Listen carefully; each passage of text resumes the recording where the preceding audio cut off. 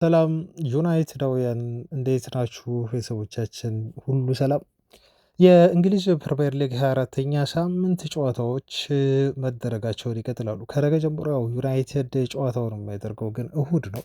እሁድ 11 ሰዓት ፉልሃምን በኦልድ ትራፎርድ የሚገጥም ይሆናል። ከዛ የጨዋታ በፊት ዛሬም ነገም እንዲሁ መረጃዎችን ማደርሳችሁ ነው የሚሆነው። በአጠቃላይ በዩናይትድ መልበሻ ክፍል ውስጥ ያለውን መንፈስ በተለይ ማይክል ካሪክ ቀየራ ስለተባለው አዳዲስ ነገር በዩናይትድ ቤት እና አንዳንድ የዩናይትድ ሌጀንድ ተጫዋቾች ቋሚ ኮንትራት ለምንድን ነው የማይሰጠው? ዩናይትድን አሰልጣኝ ሆኖ ቢቀጥል ቀጣይ ጨዋታዎች ላይ ታይቶ ካሪክ ጥሩ ውጤት የሚያመጣ ከሆነ የዩናይትድ ፐርማናንት ማናጀር ቢሆን ምንድን ነው ችግሩ?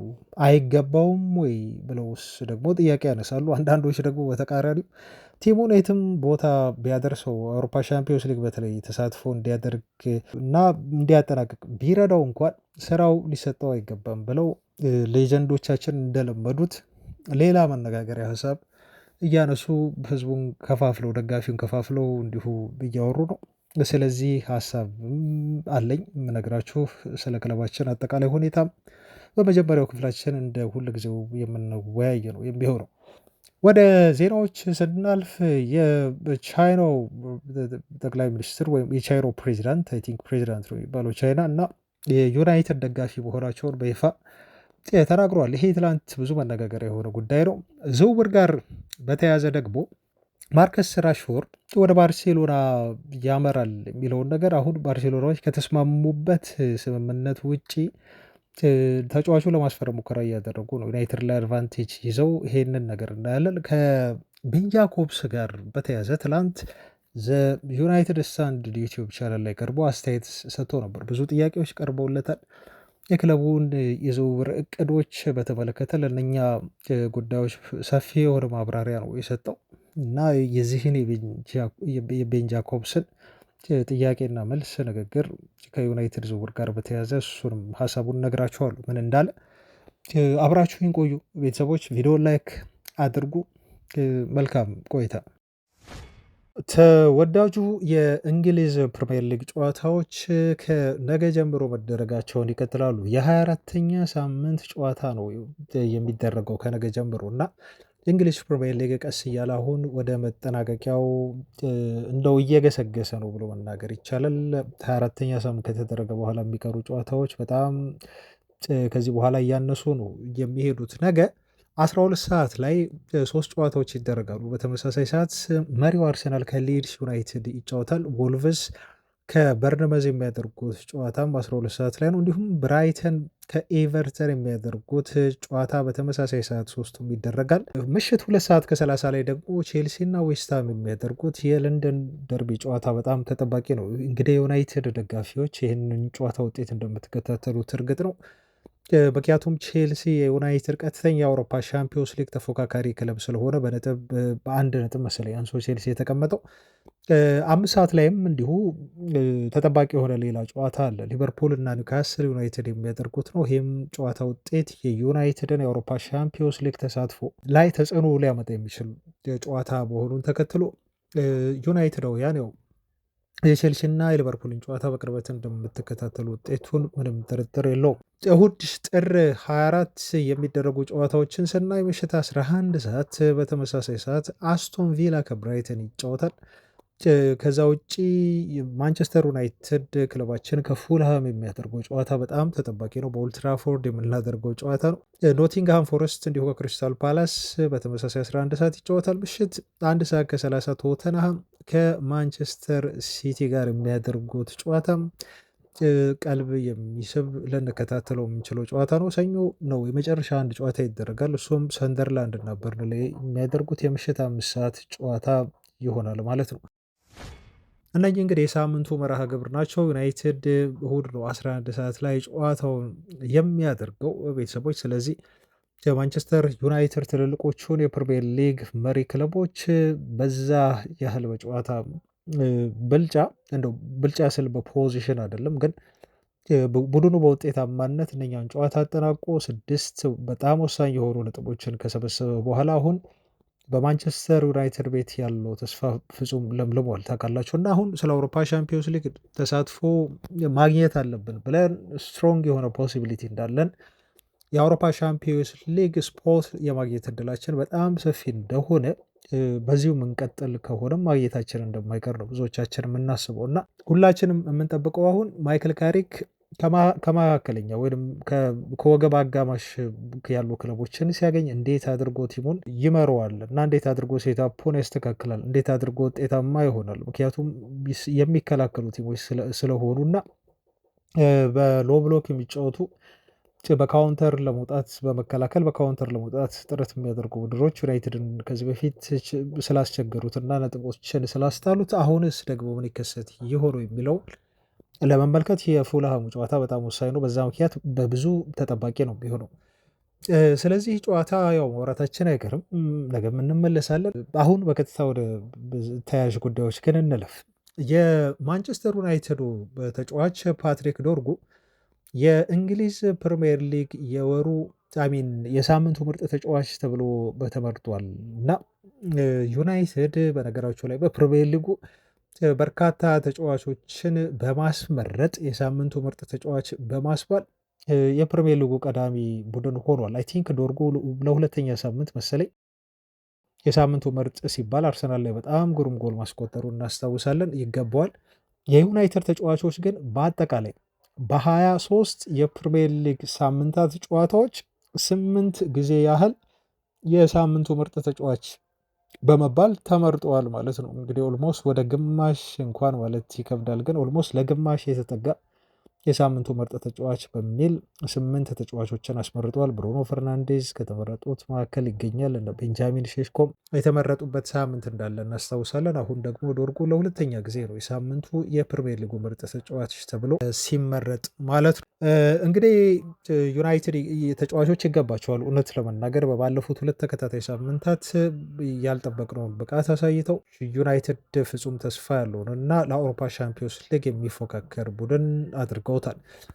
ትልቁ ችግር ግን አሁን ቤተሰቦቻችን ዩናይትድ ይሄ ወሳኝ የሆነ ተጫዋቹን በጉዳት ማጣቱ ነው እና የዶርጉ ጉዳት ብዙዎቻችን ዩናይትድን ሊጎዳ እንደሚችል በደንብ አድርገን ጠንቅቀን እናውቀዋለን። ለዛ ይመስለኛል በርካታ የዩናይትድ ደጋፊዎች ከተጫዋቹ ጉዳት ዜና መሰማት በኋላ ለምን ያህል ሳምንታት ከሜዳ ሊርቅ እንደሚችል ሾክ ያደረግ ነው እና ብዙዎች በዚህ ተጫዋች ጉዳት ዩናይትድ ሊጎዳ እንደሚችል እና ትልቅ ተጫዋች እንዳጣ ነው አስተያየቶቻቸውን ሲሰጡ የነበረው ዩናይትድ ደጋፊዎች። ግን ጥሩ ነገር ቢመስለኝ አሁን ኩኛ መኖሩ ነው በዩናይትድ ቤት። ትላንትም ተናግሬያለሁ። ማቲያስ ኩኛ የእሱን ቦታ በአግባቡ መሸፈን ይችላል። ቤንች ሲያደርገው ነበረ ካሪክ። አሁን ግን ቤንች የሚሆንበት ምንም አይነት ምክንያት የለም እና አንዳንዶች ሼሽኮ የ9 ቁጥር ቦታ ላይ ይሰለፍ ብለው ከወዲሁ በፉልሃሙ ጨዋታ መከራከሪያ ሀሳብ ያነሳሉ። ምክንያታቸው ደግሞ የፉልሃም ተጫዋቾች በተለይ ተከላካዮቹ ታውቃላችሁ በቁመት በጣም ረጃጅም ግዙፍ ናቸው እና እነሱን ሬዚስት ለማድረግ እና በተለይ የአየር ኳስ ላይ በደንብ አድርጎ ለመጠቀም ቤንጃሚን ሼሽኮ ያስፈልጋል። ብሪያን እምቡሞ በቁመትም ቢሆን አጭር ስለሆነ የአየር ላይ ኳሶች ላይ ኢፌክቲቭ ዩናይትድ እንዲሆን ሼሽኮ ያስፈልጋል ብለው አስተያየት ከወዲሁ እየሰጡ ነው የሚገኙት። ዞሮ ዞሮ ግን አሁን ትልቁ ነገር ኩኛ ቤስት ሆኖ መግባቱ አይቀርም በፉልሃሙ ጨዋታ በዶርጉ ጉዳት ምክንያት ማለት ነው። እርግጠኛ መሆን ትችላላችሁ በዚህ። ሌሎች አማራጮችም እንዳሉት ደግሞ ማይክል ካሪክ መርሳት የለብንም። ለምሳሌ ሜሰር ማውንት አሁን ካሪክ ከመጣ በኋላ እየደረሰ ያለው ማውንት አለ። እሱም አንዱ ኦፕሽን ነው፣ ግን ከቤንች መነሳት እድል እንዳለው ነው በፉልሃሙ ጨዋታ እንዲሁም ብረዳ። ራሱ ቤንጃሚን ሼሽኮም ቢሆን ምናልባት ተቀይሮ ገብቶ ጨዋታውን ሊያደርግ እንደሚችል እንዲሁ በሰፊው ግምቶች አሉ። ምክንያቱም ይሄ የካሪክ ቡድን ቋሚ 11 አድርጎ የተጠቀማቸው ተጫዋቾች ማለት ነው ዊኒንግ ቲም ነው። የሚያሸንፍ ቲምን ደግሞ ልትቀይሩ አትችሉ። በእነኚህ ተጫዋቾች ነው ሊሰለፍና ሊጫወት የሚችለው ማለት ነው። ፎርሜሽኑ ተመሳሳይ ሊሆን ይችላል። ስትራቴጂው ግን የካሪክ ለየት ያለ ሊሆን እንደሚችለው ፉልሃም የተለየ ቡድን ስለሆነ የተለየ ታክቲክ እና ስትራቴጂ ነድፎ እንደሚመጣ ነው በፉልሃሙ ጨዋታ ላይ የሚጠበቀው ማለት ነው። ቤተሰቦቻችን ሌላው እንደው የምናወራው ስለ ዩናይትድ ከዚሁ ከአሰልጣኞች ጉዳይ ጋር የተያዘ ነው እና አሁን አሞሪም ከለቀቀ በኋላ ነው መቼስ ብዙ መረጃዎች የሚወጡት። ከዚህ በፊት ስናወራ ምን ብለናል? አንድ አሰልጣኝ ሲወጣ ምክንያቱ ምን እንደሆነ በጥልቀት መረጃዎች አይወጡም። ከለቀቀ በኋላ ያሉት ተከታታይ ቀናት ወይ ሳምንታት ስለ አሰልጣኙ ብዙ ያልተሰሙ መረጃዎችን የምንሰማበት እንደሆነ ነው የሚታመነው እና አሁን በዛ መሰረት ማይክል ካሪክ በዩናይትድ ቤት ያመጣው አዲስ ነገር ምንድን ነው? ከዚህ በፊት በሩበን አሞሪም ስር ሲተገበር የነበረ አሁን ግን በክለቡ እየተተገበረ ያልሆነና የተቀየረ አዲስ ነገር ምንድን ነው ብላችሁ ካላችሁ፣ አንደኛ የልምምድ ሰዓቱን ማሳጠር ነው ያደረገው። አይ ቲንክ ከዚህ በፊት በጣም አሰልቺ የነበር ይመስለኛል። በአሞሪም ስር ረዘም ያለ ትሬኒንግ ሴሽን ነበራቸው፣ ግን አሁን አጭር እንዲሆን ተደርጓል። ይሄ ትልቁ ማይክል ካሪክ ያመጣው ለውጥ ነው ተብሎ ነው የተገለጸው። ከዛ ውጪ እንደሰማችሁት ደግሞ ብዙ ጊዜ ሩበን አሞሪም ከጨዋታዎች መጠናቀቅ በኋላ ለተጫዋቾቹ ፖስት ማች ንግግር አያደርግም ነበር ተብሎ ይተቻል። ከጨዋታዎች በኋላ አስቡት፣ አንድ አሰልጣኝ ተጫዋቾቹን አያናግርም ማለት ነው። ያ ነገር ግን አሁን ተቀይሮ ካሪክ ቡድኑ ተሸነፈም አሸነፈ ለተጫዋቾቹ ፖስት ማች ንግግር ግዴታ ያደርጋል። ይሄ አዲስ ነገር ነው።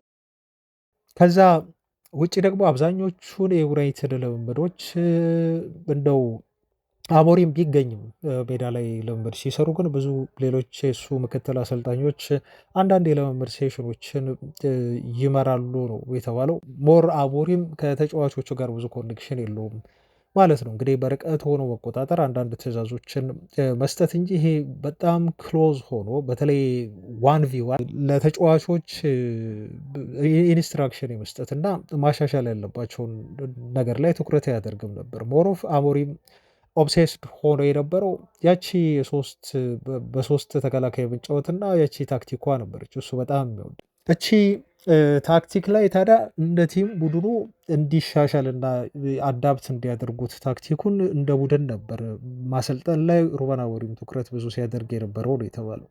አሁን ማይክል ካሪክ ከመጣ ግን ስልጠናው አብዛኛው በቀጥተኛና 1v1 ነው ተብሎ ነው የተገለጸው። ለምሳሌ አሁን ልምምድ እየሰሩ ምስሎችን እንዳየነው ኮቢ ሜኖን ጠርቶ ማይክል ካሪክ በግል ስልጠናዎችን ልምዱን ሊሰጠው ይችላል ማለት ነው። አማካይ መሆኑ ደግሞ በተለይ በጣም የጠቀመው ይመስለኛል እዚህ ጋር እና ኮቢ ምን ማሻሻል እንዳለበት ልምምድ መሀል ላይ በልምምድ እንቅስቃሴ ወቅት ልምምዱን አቋርጦ ይመክራል ማለት ነው እና ይሄን እንደ ኮቢ ሜሮን እንደ ምሳሌ ያነሳን እንጂ ሌሎች እንዲሁም ተጫዋቾች በሚፈልገው ደረጃ ልምምድ ላይ ሲሰሩ የሚፈልጉን ካላደረጉ 1v1 ተጫዋቾቹን የማናገር እና ሞሮፍ ከቡድን ስልጠና ይልቅ ይሄ ታክቲኩ ላይ ትኩረት እንዲያደርጉ ተጫዋቾች ረዘም ላለ ጊዜ ልምምድ ከመስጠት ይልቅ ልምምዱን አጭር አድርጎ በጣም ኢንቴንስ አድርጎ ግን ተግል ብቃታቸውን እንዲያሻሽሉ ለመርዳት ተጫዋቾችን እዛው ሜዳ ላይ ማናገር ካሪክ የተያያዘው ነገር ነው ማለት ነው። ይሄ ከሩበን አሞሪም በተለየ መልኩ ያመጣው አንዱ ነገር እንደሆነ ያመጣው ለውጥ እንደሆነ ነው የተገለጸው ማለት ነው። ስለዚህ ካሪክ ለተጫዋቾቹ ይበልጥ ቅርብ ነው ማለት ነው። ልምምድ ላይ በጣም ርቆ የተወሰኑ ሜትሮችን ርቆ እጅ በደረት አድርጎ የተጫዋቾችን እንቅስቃሴና ልምምድ አሰራር የሚታዘብ አይነት አሰልጣኝ አይደለም ማለት ነው። ራሱ ልምምዱ ላይ ኢንቮልቭ የሚሆን አሰልጣኝ ነው። ኢንቮልቭ ይሆናል። እንደውም ማይክል ካሪክ ቲሙን እያሰለጠነ እኔ ሄጄ ነበር አለ ወይኔ ሩኒ እና አጋጣሚ ልምምድ ሲሰሩ እንደዚሁ ተመልክቼ ነበር አለ።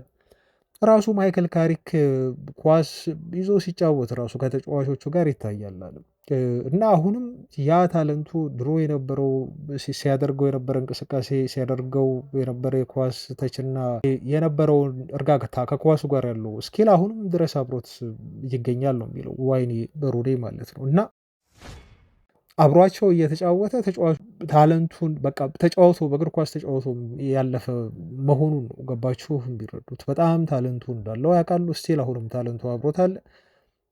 ራሱን በቃ እንደ አሰልጣኝ በቃ እንደ ትልቅ አሰልጣኝ አድርጎ አይደለም ተኮፍሶ ልምምድ የሚያሰራቸው ማለት ነው። ራሱ ኳሱን እየተጫወተ ሲያስፈልግ ከእነሱ ጋር አብሯቸው ነው እና ሮኒ አሁንም ቲሙ ራሱ ከፈለገው እኔ መጫወት የሚችል ይመስለኛል ብሎ ነው ሮኒ ያደነቀው ማለት ነው። ልምምዱን ሴሽናቸውን እንዲሁ ከታዘበ በኋላ እና ይሄን ያህል ማይክል ካሪክ ለተጫዋቾቹ ቅርብ ነው። በተለይ ለዩናይትድ የአማካይ ክፍሎች ለእነ ካሳሚሮ ብሉት ኦፍኮርስ ካሳሚሮ በራሱ በጣም ልምድ ያለው ተጫዋች ነው።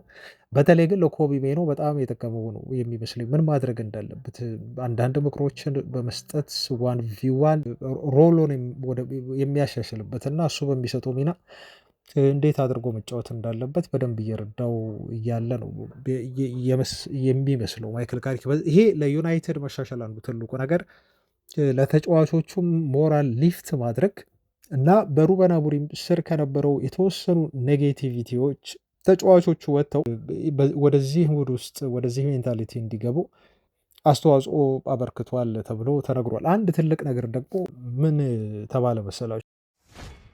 አንዲ ሚተን ያለው አንዲ ሚተን የዴይሊ ሜል ጋዜጣ ጸሐፊ ነው እና ዩናይትድ ቤት ውስጥ አሁን የመጣው ትልቁ ለውጥ ከአሞሪም በኋላ ለተጫዋቾቹ ብዙ ጊዜ አሞሪምን አይታችሁ ከሆነ እያንዳንዱን ነገር በጥንቃቄ ማድረግ ይፈልጋል እና ኦቨርቲንክ ነው የሚያደርገው። ኦቨርም ይጨንቃል። አሰልጣኙ ትዕዛዞችን ያበዛል። አንደኛ እሱ የሚከተለውን ታክቲክ እና ጨዋታ ይሄ በሶስት ተከላካዮች የመጫወት ሀሳብ ተጫዋቾቹ አልወደዱትም ወይም እንደው ሊተገብሩት የሚፈልጉት አይነት ታክቲክ አይደለም።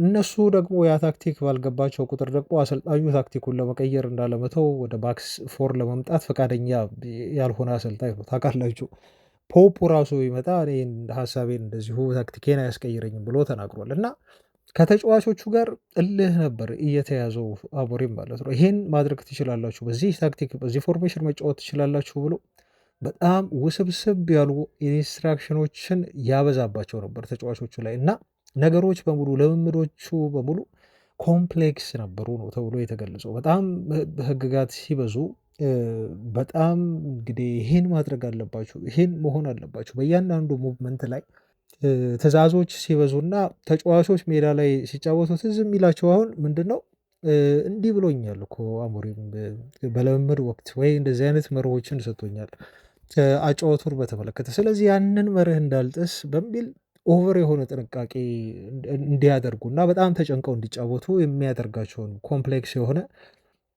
የአሰለጣጠን ሲስተም ነው የሚከተለው ማለት ነው። ኢት ዋዝ ኖት ሲምፕል፣ ቀላል አልነበረም የሱ ያሰለጣጠን። ስለዚህ ካሪክ መጥቶ ያደረገው ነገር የማሰልጠኑ ስራ በጣም ሲምፕል ነው ያደረገው። ለተጫዋቾቹ ሞር ፍሪደም ሰጣቸው፣ ሞር ነፃነት ሰጣቸው። አጭር ጊዜ ልምምድ ይሰራሉ። ሲሰሩ ግን ያችን አጭር ልምምድ ላባቸውን ደማቸው ጠብ እስኪል ድረስ ነው የሚሰሩት። በጣም ኢንቴንስ የሆነ ማይንዛዛ ግን አጠር ብሎ በጣም ጠንከር ያለ ልምምድ ሴሽን ላይ ነው የሚሰሩት እና በተለይ ሜንታሊቲያቸው ላይ ነው ትኩረት የሚያደርገው። ሞር ኦፍ ታክቲኩ ላይ ብቻ አይደለም። ሴታፑን ያው ይሰራል፣ ለማሸነፍም ማድረግ እንዳለባቸው እንደ ቲሞቻቸው እንደ ተጋጣሚዎቻቸው አይነት ፎርሜሽን እና ዝግጅት ይዞ ነው የሚገቡት። እሱን ያስረዳቸዋል። በእርግጥ ግን ደግሞ ኢኔ ሲምፕለስት ወይ ነው ተብሎ የተገለጸው። ኢኔ ሲምፕለስት ወይ በጣም ግልጽ በሆነ መልኩ እና ይሄ ኮምፕሌክስ ባልሆነ መልኩ ተጫዋቾች በግልጽ በሚረዱት መልኩ ከነፃነት ጋር ተፈጥሯዊ የተጫዋቾች ነፃነት አለ። ስለ ታክቲኩ እንዳይጨንቁ እንዳያስቡ አድርጎ እንዲጫወቱ ፍቃዱን ነፃነቱን ሰጥቶ ተጫዋቾቹን ሊፍት ያደርጋቸው ተብሎ ተገልጿል ማለት ነው። ይሄ ከዩናይትድ ለውጥ ጋር በተያዘ ምንድን ነው ምክንያቱ ለሚለው የወጣ መረጃ ነው ማለት ነው። በአጠቃላይ አሁን ታዲያ ትልቁ ነገር ምንድን ነው? ቤተሰቦች እንደው በአውሮፓ ሻምፒዮንስ ሊግ ዩናይትድ ተሳታፊ ሆኖ ያጠናቀቃል ብለን እናስባለን። ትልቅ ፉክክር አለበት እናውቃለን። ከአስቶን ቪላ፣ ከሊቨርፑል እና ከቼልሲ እነዚህ ቡድኖች ዩናይትድን ይፎካከራሉ ወደ ሻምፒዮንስ ሊግ ገብቶ ለማለፍና ለማጠናቀቅ። አሁን ይሄ እንዳለ ሆኖ ግን ማይክል ካሪክ በዚሁ ውጤታማነቱ ቀጥሎ ቀጣይ ጨዋታዎችን እያሸነፈ ሄዶ ዩናይትድን ለአውሮፓ ሻምፒዮንስ ሊግ ቢያበቃው ለምንድን ነው ከማንቸስተር ዩናይትድ ቀጣይ ቋሚ አሰልጣኞች መካከል አንዱ እጩ የማይሆነው የሚል ክርክር ያስነሳል። ከወዲሁ ነው ገና ያስነሳው። ታውቃላችሁ ገና 2 ጨዋታ ነው ቢያሸንፈው፣ ግን ያሸንፋቸው ቡድኖች ደግሞ ያላቸው ስታተስ በጣም ከፍ ያለ ነው። በዛ ምክንያት ነው እነኝን 2 ትልልቅ የሊጉ መሪ ክለቦች ካሸነፈ ለምንድን ነው ዩናይትድ ቋሚ አሰልጣኝ እንዲሆን ማይክል ካሪክ ኮንሲደር የማይደረገው ምን ያንሰዋል የሚል ጥያቄ መነሳት ተጀመረ ማለት ነው። ከዛ በኋላ ታውቃላቸው ዩናይትድ ሌጀንዶች ወጡ።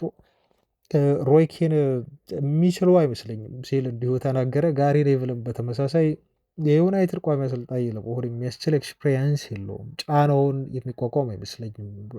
ስለዚህ በአውሮፓ ሻምፒየንስ ሊግ ዩናይትድን ቢያሳትፍና በጣም ጥሩ ፐርፌክት የሆነ ሲዝን አድርጎት ቢጨርስ ለዩናይትድ ስራው ሊሰጠው አይገባም ብሎ ነው በድፍረት ሲናገር የነበረው ጋሪ ኔቭል ማለት ነው። እና እነኚህ ሁለት የዩናይትድ ሌጀንድ ተጫዋቾች ኬንና ጋሪ ኔቭል ፍጹም ስራው የፈለገ ቢወጣውና ዩናይትድን ለአውሮፓ መድረክ ቢያበቃው ካሪክ የዩናይትድ ቀጣይ አሰልጣኝ ለመሆን ቋሚ አሰልጣኝ ለመሆን ኢንተርቪው መቀመጥ የለበትም የሚል አቋም ይዘዋል። ከነሱ በተቃራኒ ግን ደግሞ በጣም የሚያስገርመው ዋይኒ ሩኒ የሰጠው አስተያየት ነው እና እኔ በሱ ስራ በጣም ኢምፕሬስ አድርጌያለሁ እና ለምንድን ነው የዩናይትድ ቋሚ አሰልጣኝ የማይሆንበት ምክንያትን ንገሩኝ እስቲ፣ ምን ይጎለዋል፣ ምን ያንሰዋል ካሪክ ሲል ይከራከራል። የዩናይትድን አንደር 60 ጨዋታ ለመከታተል ወደ ኦልትራፎርድ አምርቼ ነበር አለ። በልጁ ካይ ምክንያት ነው ወደዛ ሄደው ታውቃላችሁ። እና ባለፈው ቅዳሜ ሄደው እዛ ሲሄድ የዩናይትድ የአሰልጣኞች ቡድን አባላት በሙሉ ተገኝተው ነበር ሲል ተናገር ዋይኒ ሩኒ። ራሱ ማይክል ካሪክ ጨዋታቸውን ለመከታተል ነበር በስቴዲየም ብሏል። ስቲቭ ሆላንድ የሚባለው የሱ ቁልፍ ሰው የሆነው እና የቀድሞ እንግሊዝ ብሔራዊ ቡድን አሰልጣኞች አባል የነበረው እንዲሁም ጄሰን ዊልኮክስ ነበረ የክለቡ አመራር ነው ይሄ እና ሁሉም የኮቺንግ ስታፍ አባላት ነበሩ፣ ራሱ ኢቫንስን ሁሉ ሳይቀር ማለት ነው። እና ልክ ይህንን ነገር ሳይ በቃ ነው እየወደድኩት ብሎ ነው እሱ የሚናገረው። ምክንያቱም ይሄን ጊዜ ብዙ ነገር ሳወራው ቆይቻለሁ። እንደዚህ አይነት ነገር መሆን አለበት። የዩናይትድ ዋና ቡድን እና የአሰልጣኞች ቡድን አባላት እና የዩናይትድ ታዳጊ ተጫዋቾች ውስጥ ኮኔክሽን መኖር መቻል አለበት። ይሄ ካልቸሩ የክለቡ ባህል ነው እና መቋረጥ የለበትም። በመሀል ታዳጊውና ዋናው ቡድን የተገናኙ ናቸው። እንደዚህ አይነት ኮኔክሽን ያስፈልግ ነበር። ይህን ሲያደርግ አይቼዋለሁ። በጣም ነው ደስ ያለኝ በሚል ነው ሮኒ ድጋፉን የሰጠው ማለት ነው። ወደ ዜናዎቻችን እንዳለፍ ደግሞ ቤተሰቦች ቪዲዮ ላይክ ማድረጋቸውን አትርሱ። የዝውውር ዜናዎች አሉን ከሚታመኑ የዜና ምንጮች። ቤን ጃኮብስ ትላንት የሰጠው አስተያየት አለ ስለ ዩናይትድ የዝውውር እንቅስቃሴዎች፣ እሱን እነግራችኋለሁ በኋላ። አሁን ግን ከዝውውር በፊት ወጣ ያለ መረጃ ነው ያለው፣ እሱን ላድረሳችሁ። በቅድሚያ ግን ሁላችሁም አሁንም ቪዲዮውን ላይክ ማድረጋችሁን በድጋሚ አትርሱ። ቤተሰቦቻችን ብዙ ሰው ጋር እንድንደርስ ስለሚያደርግ እግር ኳሱ አሁን በፖለቲካውም ተጽዕኖ እያመጣ ይገኛል። ትናንት ብዙ ምስል ተዘውሮ ነበር፣ የሰማችሁ ያያችሁትም ይመስለኛል። የእንግሊዙ ጠቅላይ ሚኒስትር ናቸው እንግዲህ ኬር ስታርመር ትላንት ወደ ቻይና አምርተው የነበሩት እና ወደ ቻይና ሲያመሩ ግን ባዶ እጃቸውን አልነበርም የሄዱት። የቻይናው ፕሬዚዳንት ጂንፒንግ ምን እንደሚወዱ በደንብ ጠንቅቀው ያወቁ ይመስላል እና የሚወዱትን ነገር ነው በስጦታ ለመስጠት ይዘውላቸው ወደ ቻይና ያመሩት።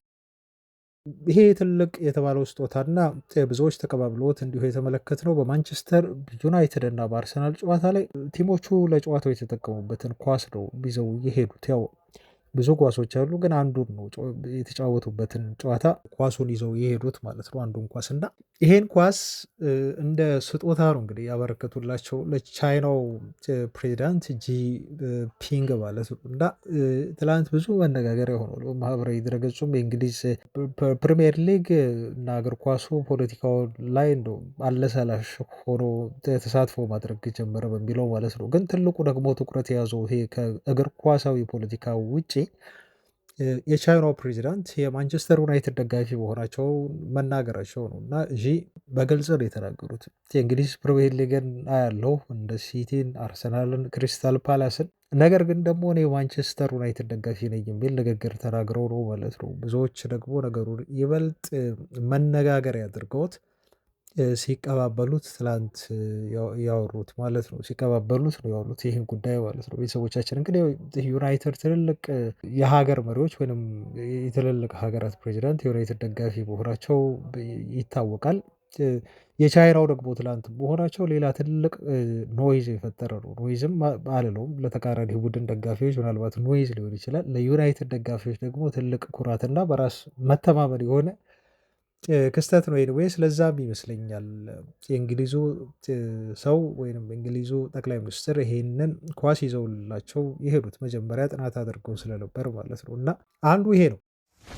ሌላኛው ደግሞ እንደው ወደ እግር ኳሱ እንዲሁ እንመለስ፣ የኮንትራት ጉዳይ እናወራ። አንድ የማርከስ ራሽፎርድን ዜና ልነግራችሁ ስለፈለግኩ ነው እዚህ ጋር እና ራሽፎርድ እንደምታውቁት ወደ ባርሴሎና ካመራ በኋላ በጣም ጥሩ ላይ ነው ያለው። አሁን 9 ጎል አስቆጥሮ 9 አሲስት ማድረግ ችሏል እና ተጫዋቹ 22 ጨዋታ ነው ያደረገው አስቡት። በ22 ጨዋታ ወደ 18 ጎልና አሲስት ያለው ልጅ ነው ለባርሴሎና።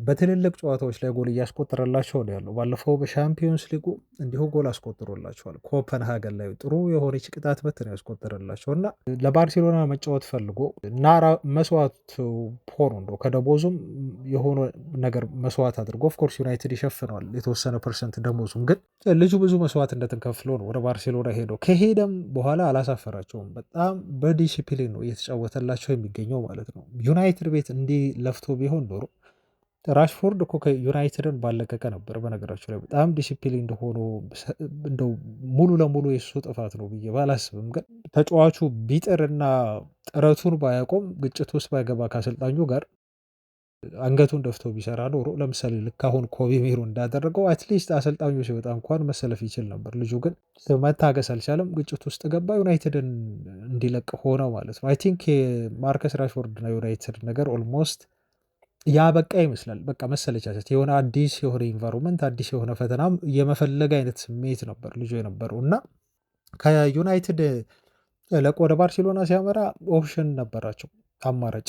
ይህን ከፈለጉ በ26 ሚሊዮን ፓውንድ ዝውውሩን ቋሚ ማድረግ ይችላሉ። አሁን ማርከስ ራሽፎርድን በሚያክል ከጥቂት ዓመታት በፊት ፔዥዎች ሊወስዱት ወደ 100 ሚሊዮን ፓውንድ ላይ ያቀርቡለት ነው ተብሎ ሲወራለት የነበረ በጣም ትልቅ ገንዘብ ከፈረንሳዩ ቱጃር ክለብ ቀርቦ ዩናይትድ እምቢ ብሎ ለሱ በጣም ትልቅ የኮንትራት በክለቡ ታሪክ ታይቶ እንደው የማይታወቅ ብዬ ብለው ይሻላል። ኦፍኮርስ በጣም ትልቅ ኮንትራቶች ተሰጥተዋል፣ ግን ደግሞ በማርከስ ራሽፎርድ እድሜ የተሰጠ በጣም ትልቁ ኮንትራት ነው። በሱ እድሜ ያን ያህል ትልቅ ኮንትራት የሰጠው ተጫዋች አላውቅም አይ ቲንክ። እና ይህንን ኮንትራት ሰጡት ዩናይትዶች እና ተጫዋቹ ፈረመ። በወቅቱ ሲሰጡት ወደ 400,000 የአውሮፓ ሻምፒዮንስ ሊግ ተሳትፎ ዩናይትድ የሚጨምር ከሆነ ምናምን በጣም ከፍተኛ ገንዘብ ነበር የሚያገኘው እና ከዛ ኮንትራት መፈረም በኋላ አሁን ወረደ ታውቃላችሁ። ምክንያቱም ተጫዋቹ የሚፈልገውን ነገር አግኝቷል እና ተነሳሽነቱን ነው ዩናይትድ ቤት አጥቶ የነበረው።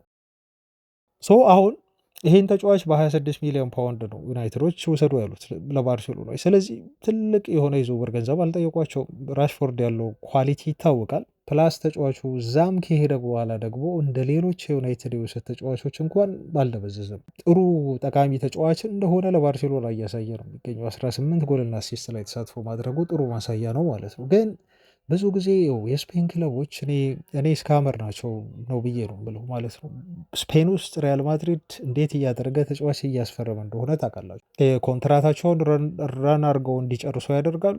ከዛ በኋላ በነፃ ዝውውር ነው ለማግኘት ተጫዋቾችን የሚጥሩት። አሁን ኮናቴን ሊያስፈርሙት ነው ታውቃላችሁ። ከዚህ በፊት አርኖልድ ላይ ያደረጉትን ታውቃላችሁ። ሩዲገር ላይ ያደረጉትን ነገር ታውቃላችሁ። አሁን ሴም ቲንግ ባርሴሎናም ደግሞ ለዊሊያምስ እዛ ጋር ባለፈው ክረምት የዝውውር መስኮት ያ ሁሉ ገንዘብ አውጥቶ ሊያስፈርመው የነበረ ቡድን ለማርከስ ራሽፎርድ ሲሆን ግን 26 ሚሊዮን ፓውንድ ወይም ደግሞ 30 ሚሊዮን ዩሮ እመከፍለው የለኝም። ስለዚህ ይህን ተጫዋች እንደገዛው ከፈለጋችሁ ከ20 ሚሊዮን ፓውንድ በታች እንደራደር። እዚህ ጋር የተቀመጠው 30 ሚሊዮን ዩሮን ትተን እስቲ በ20 ሚሊዮን ዩሮ አካባቢ ደግሞ እንደራደር የሚል ሌላ ሀሳብ፣ ሌላ ጥያቄ ከውሉ ከተስማሙበት ከተቀበሉት ውጭ ማለት ነው እዛ ጋር የሚል ሀሳብ አነሱ ማለት ነው። ይሄን ያነሱት ለምንድን ነው? አሁን እነሱ አድቫንቴጅ እየወሰዱ ነው ዩናይትድ ላይ። ምክንያቱም ልጁ እንደማይመለስ ያውቁታል። ዩናይትድ እሱን መልሶ እንደማያጫውትም ያውቁታል በደንብ አድርገው። ይሄን ስላወቁ አለመፈላለጉን ስላወቁ የልጁ ፍላጎትም እንዲሁ ስላወቁ አሁን እዚህ ጋር ዩናይትድ ላይ አድቫንቴጅ እየያዙ ነው ማለት ነው። ለዛ ነው እስካመር ምላቸው እና ይሄንን አድቫንቴጅ ተጠቅመው እንግዲህ ከዩናይትድ ያቺን ላለመክፈል 10 ሚሊዮን ዩሮዋን አካባቢ ላለመክፈል እና 20 እና ከ20 ሚሊዮን ዩሮ በታች አድርገው የማርከስ ራሽፎርድ ዝውውርን ለመፈጸም በቋሚነት ነው ባርሴሎናዎች ለዩናይትድ ጥያቄ እያቀረቡና ጥረት እያደረጉ የሚገኙት ተብሎ ተገልጿል። ይሄ ግን በጣም የሚያስገርሙ እንግዲህ የዩናይትድ አመራሮች ለዚህ ነገር መፍትሄ ለመስጠት እየጣሩ ነው ተብሎ ተገልጿል። ምክንያቱም እነሱ ምንም ማድረግ አይችሉም። ልጁ ባርሴሎና ነው መጫወት የምፈልገው ብሎ ካለ ከባርሴሎና ጋር ብቻ ነው ሊደራደሩ የሚችሉት ማለት ነው። እዚህ ጋር ተጫዋቹ ነው ዩናይትድን የጎዳው እንጂ ባርሴሎናዎች አይደሉም። ምክንያቱም እሱ መጥቶ ለሌላ ክለብ የመጫወት ፍላጎት ቢኖረው ኖሮ እንደነ ባየር ሙኒክ እየተባለ እንዳለ ሆነ እንደ ፔዥም ይፈልጉታል። እሱን ፈላጊ የሚያጣ ተጫዋች አልነበረም። ግን በዚህ ምክንያት ዩናይትዶች ሊቀበሉት ይችላሉ ተገደውም ቢሆን ተብሎ ነው የተገለጸው። ሁለቱ ክለቦች ይነጋገራሉ ተብሎ ተገልጿል። ግን በባርሴሎና ተርም ነው የሚነጋገሩት። በጣም የሚያሳዝነው ይሄ ነው። ዩናይትድ በሚፈልገው ኮንትራቱ ላይ በተቀመጠው ስምምነት ሳይሆን በባርሴሎና ፍላጎትና ተርም መሰረት ያወራሉና ዝውውሩን ቋሚ ያደርጉታል ተብሎ እየተገለጸ ነው የሚገኘው። ወደ ቤን ጃኮብስ መረጃዎች እንደለፍ። ትላንት እንደተለመደው እና አንዳንድ አልፎ አልፎ እንደሚያደርገው በዩናይትድ ስታንድ ዩቲዩብ ቻናል ላይ ቀርቦ ነበር። ቤን ጃኮብስ በብዙ ጉዳዮች ላይ ተጠየቀና ምላሽ ሰጠ። በጣም ወሳኝ የሆኑ የዩናይትድ ጥያቄዎች ዩናይትድ የሆኑ በተለይ ዝውውር ላይ ትኩረት ያደረጉ ጥያቄዎች ቀርበውለታል። ግን አብዛኞቹ ነገሮች እንደው ከዚህ በፊት የሰማ ናቸው እና እሱ አሁን እንደ ማጠናከሪያ ምላሽ የሰጠባቸው ነገሮች ሆኖብኛል። ቤተሰቦች ግን ምንድን ነው ያለው መሰላችሁ? በዚህ ሳምንት ንግግሮች ነበሩ በዩናይትድ አመራሮች መካከል። በጃንዋሪ የዝውውር መስኮት እንደው ምን አይነት አማራጭ አለው ማንቸስተር ዩናይትድ? ኦፖርቹኒቲዎች ለዩናይትድ ይኖራሉ ወይ? ክፍት ይሆናሉ ወይ? እነኝህን ኦፖርቹኒቲዎች ክለቡ የሚያገኝ ከሆነ እንዴት ነው እድሎችን መጠቀም ያለበት የዝውውር መስኮቱ እስኪዘጋ ድረስ በሚለው የክለቡ አመራሮች እንዲሁም አሰልጣኙ የአሁኑ ኢንተሪሞ ተሰብስበው አውርተዋል። በዚህ ጉዳይ ላይ ዲስከስ አድርገዋል ብሎ ነው ያለው እሱ እና ይሄ የዝውውር መስኮት አይ ቲንክ እንደ ቤን ጃኮብስ ገለጻ ከሆነ ምንም ተጫዋች ወደ ዩናይትድ ሳይመጣ የሚጠናቀቅ የዝውውር መስኮት ይሆናል። በድንገት የተለየ ነገር ካልተፈጠረ በስተቀር ክለቦች ሀሳባቸውን ቀይረው አንሸጥም ያሉትን ተጫዋች ለገበያ አቅርበው እንደገና የመሸጥ ፍላጎት ካላሳዩ በስተቀር ዩናይትድ ወደ ማርኬቱ የመግባትና አማካይም ይሁን ማስፈረም ወይ ዊንግ ባክም ይሁን የማስፈረም እድሉ ጠባብ እንደሆነና ክለቡ የተለየ ነገር እንደማያደርግ ነው ማለት ነው። እሱም በዚህ ጉዳይ ላይ ማረጋገጫ የሰጠው አንድ ይሄ ነው።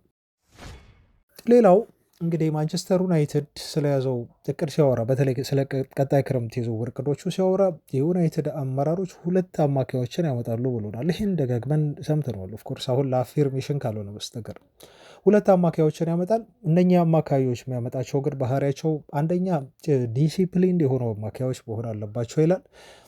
ዲፌንሲቭሊ ሶሊድ የሆነ የ6 ቁጥር አማካይም ዩናይትድ ይፈልጋል። ሆልድ ፖዚሽን ማለት ነው። ይሄ የተከላካይ አማካይ ሲከላከል በጣም በዲሲፕሊን የሚከላከል ልክ እንደ ሮይኪን አይነት ባህሪ ያለው በቃ ሚናው ኳስ መከላከል ብቻ የሆነ በዲሲፕሊን የሚከላከል የአማካይ ስፍራ ተጫዋች አንድ ይፈልጋል ብሏል። 6 ቁጥር ቦታ ላይ ሌላው የሚፈልገው አማካይ አይነት ደግሞ ከቦክስ እስከ ቦክስ መጫወት የሚችል አማካይ ነው ብሏል። በጣም ኢነርጂቲክ የሆነ እንግዲህ እዚህ ጋር ብዙ ዲሲፕሊን አይሰራም። ከቦክስ እስከ ቦክስ እስካለን ድረስ ያው ተጫዋቹ መከላከልም ኃላፊነት አለበት። ወደ ኋላ ተመልሶ ቲሙን ሊያግዝ ይችላል። ቡድኑ ማጥቃት ባለበት ሰዓትም እንደዚሁ ወደፊት ሄዶ መጫወት የሚችልና ማጥቃቱን ማገዝ የሚችል ጎሎችን ሁሉ ማስቆጠር የሚችል አማካይ ስፍራ ተጫዋች ነው ማለት ነው። ሞር ኦፍ የ8 ቁጥር ባህሪ ያለው ተጫዋች ማለት ነው። ስለዚህ እንደ ቤን ጃኮብስ ገለጻ ከሆነ እነኚህ 2 አይነት ባህሪ ያላቸው ተጫዋቾች የአማካይ ስፍራ ሱፐርስታሮች ለማስፈረም ዩናይትድ ከወዲሁ ነው ዝግጅት እያደረገ የሚገኘው ማለት ነው። የ8 ቁጥሩ ትልቁ ኃላፊነት ይኸውን ከቦክስ እስከ ቦክስ ይጫወታል ብለን ያለው ተጫዋች ትልቁ ኃላፊነት ጎል ማስቆጠር አይደለም። ኦፍኮርስ ካስቆጠረ ኢትስ ጉድ ቦነስ ነው። ትልቁ ኃላፊነቱ ጎል ማስቆጠር ሳይሆን ወርክ ሬቱ ጥሩ የሆነ አማካይ ነው የሚፈልጉት ተብሎ ነው የተገለጸው ማለት ነው። እና እነኚህ 2 የአማካይ ስፍራ ተጫዋች እንግዲህ ማን እንደሆኑ የሚታወቅ ነገር የለም። ምክንያቱም ክለቡ የያዛቸው በዝርዝር ተጫዋቾች አሉ። ግን እንግዲህ ዝውውር ብዙ ጊዜ እርግጠኛ ሆናችሁ የምታወሩበት አይደለም። ሊፈጸም ይችላል፣ ላይፈጸም ይችላል። ግን እነ ካርሎስ ባሌባ አሁንም ቢሆንም ቀደም ተብለው የተጠቀሱ ስሞች ናቸው። እነ አደም ዋርተን አሁን ወደ ዩናይትድ ሊስት ውስጥ እየገባ መጥተዋል። ምናልባት ወደ አውሮፓ ሻምፒዮንስ ሊግ ተሳትፎን ይዘን የምናጠናቀቅ ከሆነ ዋርተን የመሆን እድል ያለው ተጫዋች ነው። እንዲሁም ኢሊየት አንደርሰን በዩናይትድ አመራሮች የተያዙ 3 አማካዮች ናቸው። ኦፍኮርስ 3ቱን ሊያስፈርሙ አይችሉም። ከ3ቱ ግን አይ ቲንክ ታርጌት እየተደረገው 2 የአማካይ ስፍራ ተጫዋቾችን ለማምጣት እንደሆነ ነው ማለት ነው የምትረዱት ካነጋገሩ።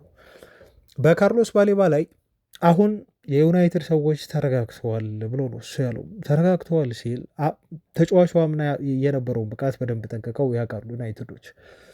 ዘንድሮ ደግሞ ይሄ የአቋም መውረዱ እና በተጫዋቹ ፍላጎት ላይ ዩናይትድ ፍላጎቱ እንዳይቀንስ ያደረገው ነገር ምንድን ነው የሚለው እሱ። ምክንያቱም ተጫዋቹ አቋሙ እየወረደው በሌሎች ጉዳይ ነው፣ ከእግር ኳሱ ውጭ ከሜዳ ውጭ በሆኑ ምክንያቶች ነው ብለው ነው ዩናይትዶች ስቲል የሚያስቡት ብሎ ነው ያለው እሱ። ስለዚህ ተጫዋቹ በቀጣይ ሲዝን ወደ ዩናይትድ መጥቶ የሚጫወት ከሆነ ያለፈውን ሲዝን ብቃቱን እንደሚደግመው በዩናይትድ ማሊያ እርግጠኞች ናቸው ዩናይትዶች። ስለዚህ የካርሎስ ባሌባ ዝውውር ለማንቸስተር ዩናይትድ አሁንም በቀዳሚነት የሚታይ የዝውውር አንዱ አጀንዳ ነው እና ክለቡ የያዘው አንዱ እቅድ ነው ብሎ ነው እሱ የተናገረው። እና ልጁን ወደ ቀድሞ ፐርፎርማንሱ መመለስ እንደሚችል እና እንደሚመለስ በኦልድ ትራፎርድ እርግጠኞች ናቸው ዩናይትድ አመራሮች። ለዛ ነው እሱ ላይ ያላቸው ፍላጎት ወይም የአቋም መውረድ ጊዜያዊ እንጂ ዘላቂ እንዳልሆነ፣ ታለንቱ አሁንም ያለው ተጫዋች እንደሆነ፣ የዩናይትድ የአማካይ ክፍል ለመቀየር ትክክለኛው ተጫዋች እንደሆነ ዩናይትዶች የሚያምኑት ማለት ነው። እና እዚህ ጋር አንድ የገለጸው ነገር ደግሞ ብራይተኖች አሁን የተጫዋቹን የመሸጫ ዋጋ እንደ ቀድሞ በጣም በተጋነነ አይደለም የሚጠይቁበት ብሏል። ቀድሞ 120 ተብሏል። እንደውም ፕራይስ ሁሉ አልወጣለትም ተብሎ ሲገለጽ ነበር። አሁን አይ ቲንክ ከ70 እስከ 80 ነው ያለው። ከ70 እስከ 80 ሚሊዮን ፓውንድ በሆነ ዋጋ የተጫዋቹን ዝውውር ለመፈጸም ወይም ተጫዋቹን ለመሸጥ ክረምት ላይ ብራይተኖች ከወዲሁ ዝግጁ ናቸው ተብሎ ነው የተገለጸው ማለት ነው። ምክንያቱ የሚመስለኝ አንድ የተጫዋቹ አቋም መውረድ ነው እንጂ ምናልባት ቤስት ሲዝኑን ቢያሳልፍ ኖሮ ብራይተኖች ይሄኔ 150 መጠየቃቸው አይቀርም ነበር። አይ ቲንክ የባሌባ ካልኩሌሽን የሰራ ይመስለኛል እዚህ ጋር እንደው ከዜና ርዕስ ውጭ ስናወራ። ምክንያቱም ተጫዋቹ የዩናይትድ ዝውውሩ በመክሸፉ ደስተኛ አይደለም ልጁ። ይሄን ቅሬታውን ደግሞ አውቀዋል። ኦፍኮርስ በአደባባይ ባያምኑትም ሌሎች ማስተባበያ ጉዳዮች ቢሰጡበትም ግን ተጫዋቹ ተረጋግቶ እንደ አምናው በብራይተን ቤት መጫወት ያልቻለው ከዝውውሩ ጋር በተያዘ ስላልተረጋጋ ነው በብራይተን። ይሄን ደግሞ ተረድተዋል። ቀጣይ ሲዝን ደግሞ የሚጨምሩለት እና የሚያቆዩት ከሆነ ይባስ በተጫዋቹ ላይ መክሰር ማለት ነው። እንግዲህ ትልቅ የሆነ ገንዘብ ማግኘት እየቻሉ ተጫዋቹን እንዲሁ ማባከን የለባቸውም። ስለዚህ ለመሸጥ ይገድዳሉ ማለት ነው። እና የዩናይትድ አመራሮች እስከ 80 ሚሊዮን ፓውንድ ድረስ ማክሲመም ይህን ተጫዋች ለማስፈረም በቂ ነው ብለው ያስባሉ። በዛ ያህል ገንዘብ ልጁን እንደሚያገኙትም እርግጠኞች ናቸው ብሎ ነው ማለት ነው። እንግዲህ በዚህ ተጫዋች ዝውውር ጉዳይ ይህንን የተናገረው በአጠቃላይ በዩናይትድ የክረምት የዝውውር እቅዶችም ዙሪያ በዩናይትድ ዩቲዩብ ስታንድ ቻናል ላይ ቤን ጃኮብስ ታማኙ ጋዜጠኛ ስለ ዩናይትድ የዝውውር እቅዶች በዚህ መልኩ የገለጸልን ማለት ነው። እንግዲህ ቤተሰቦቻችን እነኝህን ይመስላሉ የዛሬ መረጃዎቼ። ኦፍኮርስ በቃ ይሄን ጥር የዝውውር መስኮት ተጫዋች ሳናስፈርም እንግዲህ ማጠናቀቅ እድላችን አሁን በጣም ሰፊ ነው። ይሄ ያበሳጫል እውነት ለመናገር ፋሚሊዎች። ጣቃለው ማይክል ካሪክ ኢንተሪም የሆነ ማናጀር ነው። ኢንተሪም ስለሆነ ብቻ በዩናይትድ ቤት እስከ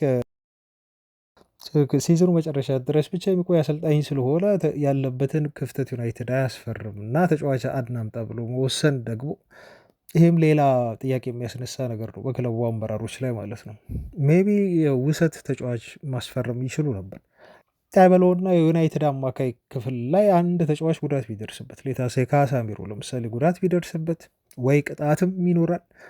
ዩናይትድ በማን ነው ያን ቦታ ሊሸፍን የሚችለው? ኡጋርቴ ነው ሊሰለፍ የሚችለው ታውቃላችሁ። በኡጋርቴ እና በኮቢ ሜኖስ ዩናይትድ አማካይ ክፍል ላይ ውጤታማ ሊሆን ይችላሉ። ግዴታ ካሳሚሮ ከቨር አያስፈልገውም ወይ? በውሰትም ቢሆን እስከ ሲዝኑ መጨረሻ ድረስ ይሄ እንደው አሁን እንደ ምሳሌ ቢደርስ ጉዳት ብዬ ያሰብኩት ነገር አይድረስ እንጂ ደርሶ ዩናይትድ በነጥብ የሚጥልና የአውሮፓ ሻምፒዮንስ ሊግን እንደው ሊያጣ የሚችል ከሆነ ዋጋ ትልቅ ዋጋ ነው ዩናይትድን ሊያስከፍል የሚችለው ማለት ነው። እና ሰዎች ወይ ሌሎች ቲሞች አሁን ለምሳሌ አስቶን ቪላ ተመልከቱ፣ ቀዳዳዎቹን የተጫዋቾች እጥረት እያየ እንዴት አድርጎ ተጫዋቾችን እያስፈርመ እንደሆነ በሆነ መንገድ ተጫዋቾችን ያመጣል ቪላ በውሰት ወይ በሆነ ነገር ለመሸፈን ማለት ነው። ዩናይትድ ግን የውሰቱንም እየሞከረ አይደለም። እና በቋሚነትም ለማስፈረም ተጫዋቾች ማርኬቱ ላይ የሉም ማለት አንችልም፣ ይኖራሉ፣ ምንጊዜም አሉ። ግን ችግሩ የዩናይትድ አመራሮች ፍላጎት ነው። ፍላጎት ስለሌላቸው ኢግኖር እያደረጉት ክረምቱ ላይ ትልቅ ዝውውሮችን ለመፈጸም ነው ጥረት እያደረጉ ያሉት። ግን ዋጋ ባያስከፍለን በጣም ደስተኛ ነኝ። ባያስከፍለን ግን ዋጋ ሊያስከፍለን የሚችል ከባድ ሪስክ እንደሆነም ደግሞ እዚህ ጋር እረዳለሁ ማለት ነው ቤተሰቦቼ። ለማንኛውም ግን እስቲ እናያለን፣ ገና ነው። አሁንም የዝውውር መስኮቱ ዛሬ 30 ነው፣ አንድ ቀን መሰለኝ አይ ቲንክ ያለው 1 ወይ 2 ቀን ምን እንደሚፈጠር አብረን የምናይ ይሆናል። ድንገተኛ የሆኑ ውሳኔዎች የሚኖሩ ከሆነ እስከ አሁን አብራችሁኝ ስለሆናችሁ ስላደመጣችሁኝ ከልብ አመሰግናለሁ ቤተሰቦች። ነገ ደግሞ እንገናኛለን። እስከዛው ሰላም ሁኑ ባይ